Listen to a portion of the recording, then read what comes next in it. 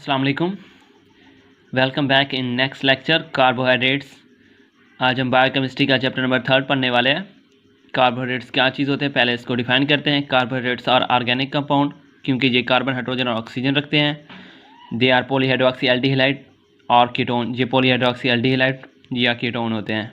अब हम कार्बोहाइड्रेट्स की प्रॉपर्टीज़ को डिस्कस करते हैं।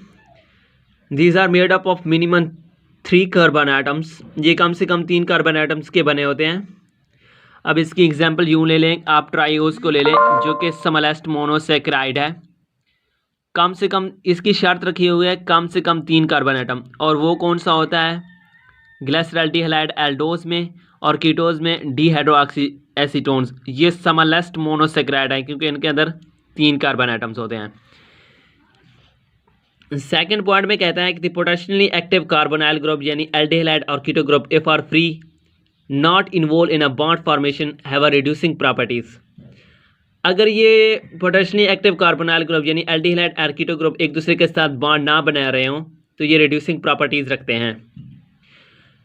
इनकी एग्जांपल क्या है? Maltose, lactose, fructose, glucose, galactose. ये आपसे एमसीक्यूज़ में वैवा में पूछे जा सकते हैं। सिर्फ 5 ही आप याद कर लें तो बहुत हैं। तो इनको याद करने का तरीका मैं बताता हूँ आपको। माल्टोज से माँ, लैक्टोज से लगे, फ्रैक्टोज से फरिश्ता, ग्लूकोज से घर, गैलेक्टोज से भी घर।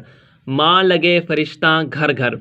ये मैंने एक ट्रिक यूज़ किया। अगर आपको अच्छी लगे तो कमेंट में ज़रूर बताइएगा। अगर अच्छी ना भी लगे तो नेक्स्ट टाइम मैं इसे अवॉइड करूँगा।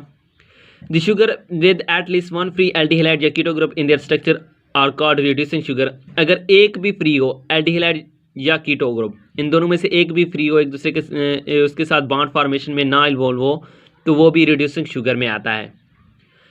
अच्छा, अब थर्ड पॉइंट में क्या कहता है? The sugar with no free aldehyde group या कीटो ग्रुप यानी पोटेंशियली एक्टिव ग्रुप, इनमें से कोई भी फ्री ना हो, ये दोनों एक दूसरे के साथ बॉन्ड फॉर्मेशन में इन्वॉल्व हों। Their active carbonyl group are engaged in making bond, they are non reducing sugar. अगर ये बॉन्ड फॉर्मेशन में इन्वॉल्व हों तो इनको नॉन रिड्यूसिंग शुगर कहते हैं। इनकी एग्जांपल में से आप 2 याद कर लें। एक सेक्रोज हो गया, दूसरा क्या हो गया? स्टार्च। इन दोनों को रिमेंबर कर लें, ये नॉन रिड्यूसिंग शुगर है। अब रिड्यूसिंग और नॉन रिड्यूसिंग को समझने के लिए एक और ट्रिक आपको बताता हूँ। मिसाल के तौर पर अगर आपका अपनी फैमिली के साथ बॉन्ड है, मिसाल के तौर पर वो आपकी फैमिली में आपकी मॉम हो सकती हैं, आपके भाई हो सकते हैं, आपके फादर्स हो सकते हैं, सिस्टर हो सकती हैं। अगर आपने बॉन्ड उनके साथ बनाया हुआ, आपका उनके साथ रिलेशनशिप है, तो आप किस में आते हैं? Non reducing sugar. कोई भी आपको रिड्यूस नहीं कर सकता।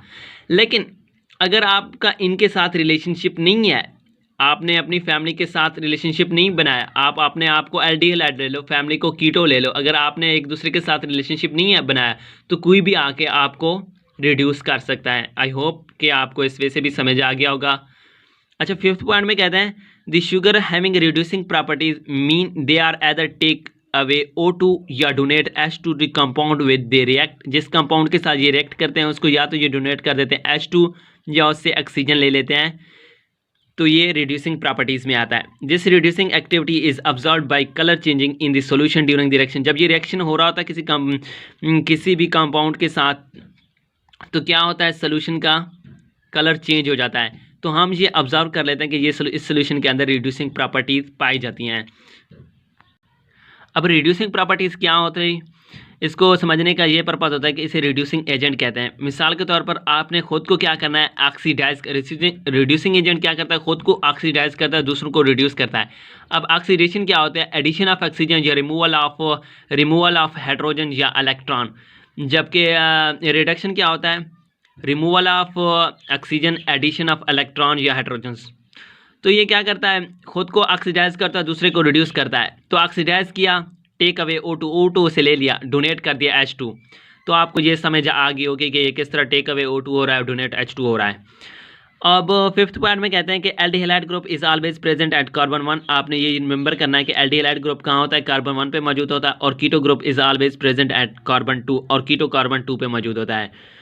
Glycosidic linkage is bond which is a bond by which 2 sugar residue are joined together. ये कौन सा बॉन्ड है? ग्लाइकोसिटिक, यानी कि ग्लाइकोसिटिक लिंकेज उस वक्त बनता है जब 2 मोनोसेक्राइड एक दूसरे के साथ अटैच होते हैं। जैसे कि ग्लूकोज और फ्रैक्टोज जब अटैच होते हैं तो सेक्रोज बनता है। तो ये किस तरह बनता है, इनमें से एक में से हाइड्रोक्सिल ग्रुप, दूसरे में से हाइड्रोजन यानी वाटर रिमूव होता है और एक ग्लाइकोसिडिक लिंकेज इनके दरमियान बन जाता है। सो ग्लाइकोसिडिक लिंकेज को आप इस तरह भी डिफाइन कर सकते हैं, glycosidic linkage is a type of covalent bond that join the carbohydrates molecule together, जो कि कार्बोहाइड्रेट्स मॉलिक्यूल को एक दूसरे के साथ जॉइन कराता है और वाटर उनसे रिमूव होता है।